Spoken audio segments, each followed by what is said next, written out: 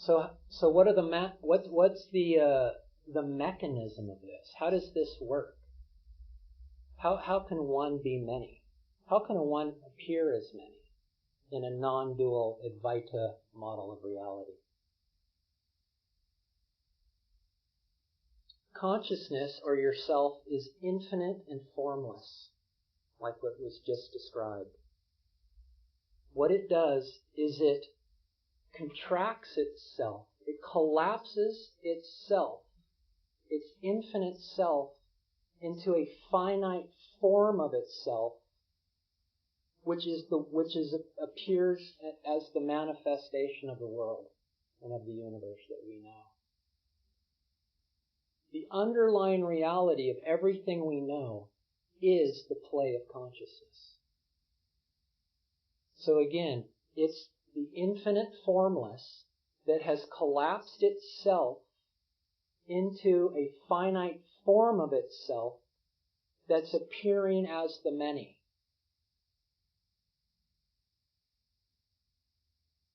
Even the space is itself.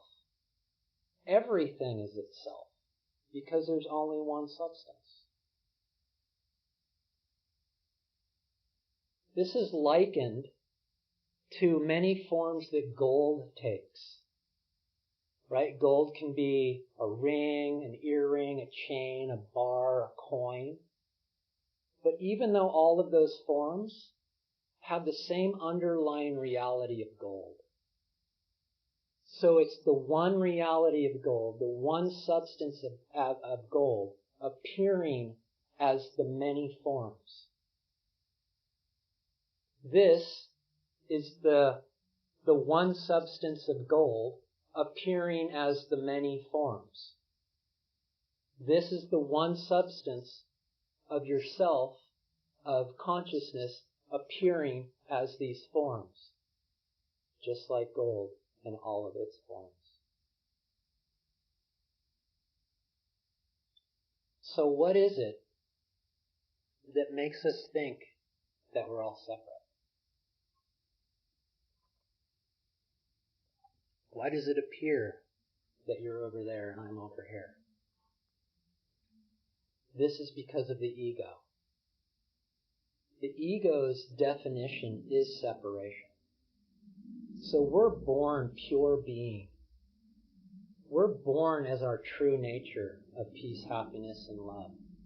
And somewhere around 4 or 5, we start to listen to our parents and maybe our brothers and sisters that say, you aren't who you are. You're a boy or a girl. You're cute, and so on. And we start to believe what they're saying.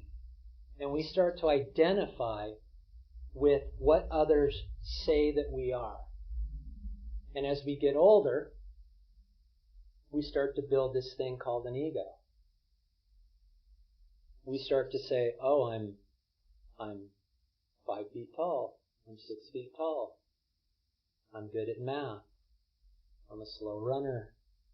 So on. You start to build this thing. And over time, you build a false image of yourself, and you believe that you're that false image. And the moment you start to believe you're that false image of ego, you start to lose touch with the love of yourself. And that's when suffering starts. And then we're told to run around the world in our life to look for love and happiness and peace everywhere but right here. We're supposed to go out and become somebody and figure out our talents and maybe have a relationship or not, maybe get married or not, have a career or not. These are all identifications other than ourselves. We think we can find it in wealth or objects. You know the routine. It's futile. That's why billionaires, they just need more. Every time you get to somewhere, you need more. It's never enough. The ego is insatiable.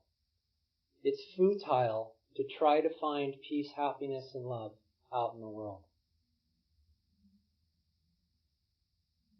So what happens? We're born this beautiful beam of light. And over time, we build this ego that cloaks this light. It dims our light. And when we cloak our light, it creates a sense of separation where everything becomes separate from us. But in reality, there's no separation here.